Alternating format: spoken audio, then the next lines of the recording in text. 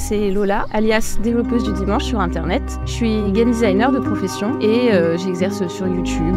J'essaye de transmettre ce que je sais humblement sur le développement de jeux vidéo pour juste motiver des gens s'ils ont envie à se lancer. Est-ce que tu peux nous expliquer où on est? Oui, et bien là on est sur les bords de Marne, dans le 94. Petit cadre idyllique où on aime bien se promener avec Pixel, regarder les petits canards, se poser dans l'herbe. J'aime trop et je suis contente de te faire découvrir le coin. Est-ce que tu peux nous expliquer concrètement en quoi consiste ton travail quand tu travailles sur un jeu indé? Alors c'est assez compliqué, ça dépend pas mal des jeux. En vérité, sur Puppy Cross par exemple, j'étais game designer et graphiste.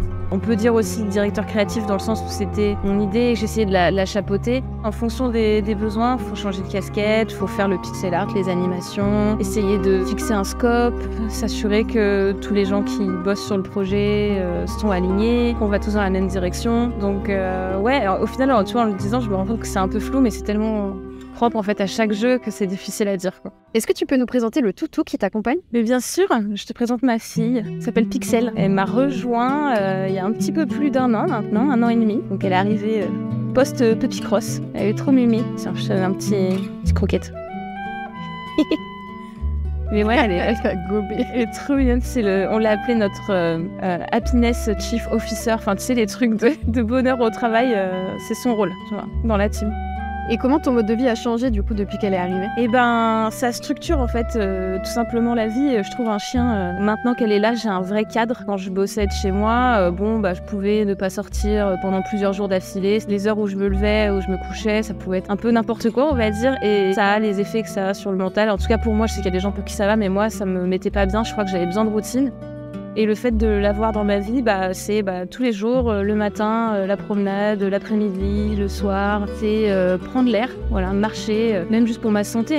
Tu vois, être développeur indépendant, c'est très sédentaire, t'es tout le temps à ton bureau. Là, c'est bon, je fais plein de pas tous les jours, je rencontre des gens, je sociabilise. Moi qui suis assez timide, là, j'ai rencontré plein de monde que je revois maintenant. Enfin, ça te fait parler à des inconnus. Ça change beaucoup de choses. Disons que pour les introvertis, c'est pas mal. Ça te fait expérimenter de nouvelle façon de vivre, quoi.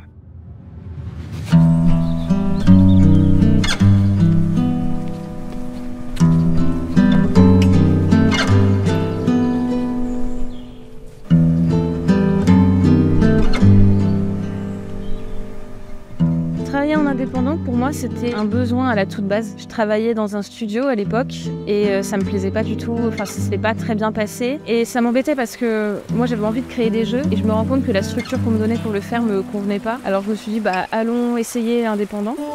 Et j'ai fait ma chaîne YouTube de base parce que je voulais, entre guillemets, rendre des comptes. J'avais besoin de quelque chose pour me motiver. Et je l'avais fait pour ma famille et mes potes pour qu'ils puissent suivre un peu ce que je faisais. Parce que j'aimais bien faire de la vidéo à la base. Je me suis dit, c'est marrant, je vais mélanger un petit peu mes hobbies, quoi. Et puis finalement, le truc a un peu pris en dehors de mon cercle et c'était trop cool. J'ai vu plein de gens qui se sont intéressés au projet que je faisais. Il y avait un côté, l'indépendance, c'est la liberté avec tout ce que ça implique de bien et de pas bien, dans le sens où là t'es vraiment livré à toi-même, c'est toi qui dois te gérer, c'est toi qui gères tes timings, les sous ne tombent pas en fonction des choix que tu fais, donc c'est à la fois super grisant et à la fois super stressant. Enfin, j'ai vraiment eu des périodes en fonction des projets où c'est difficile de garder la motivation, de se dire je vais shipper, ça va être de la qualité, ça va se vendre, parce que t'as besoin de ça pour vivre, quoi.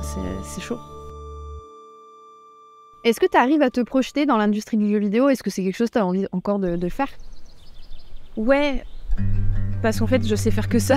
Si je devais faire un autre métier, là, je serais un peu perdue parce que je me rends compte que c'est la voie que j'ai choisie tout de suite. J'ai fait des études là-dedans, direct j'ai enchaîné. Et ouais, je me verrais pas faire autre chose. Après, comment je m'y projette, ça c'est pas facile. L'indépendance, c'est ça qui me fait vibrer. Le problème, c'est que pour en vivre, c'est autre chose. Ce qui fait que là, à l'heure actuelle, j'ai un boulot salarié dans le jeu vidéo aussi. Parce que c'est tout simplement plus stable, c'est moins de stress. J'ai pas à me poser la question du loyer, ce genre de trucs-là. Mais bon, t'as toujours une frustration. Tu voudrais pouvoir être à temps plein sur tes projets indépendants. Tu vois, moi, je le fais sur le côté, mais bon, quand tu bosses 37 heures semaine, essayer de caler ce temps-là de cerveau, de créativité, c'est difficile. Donc, être dévindé globalement, c'est le rêve, mais en même temps, c'est très difficile à atteindre, quoi.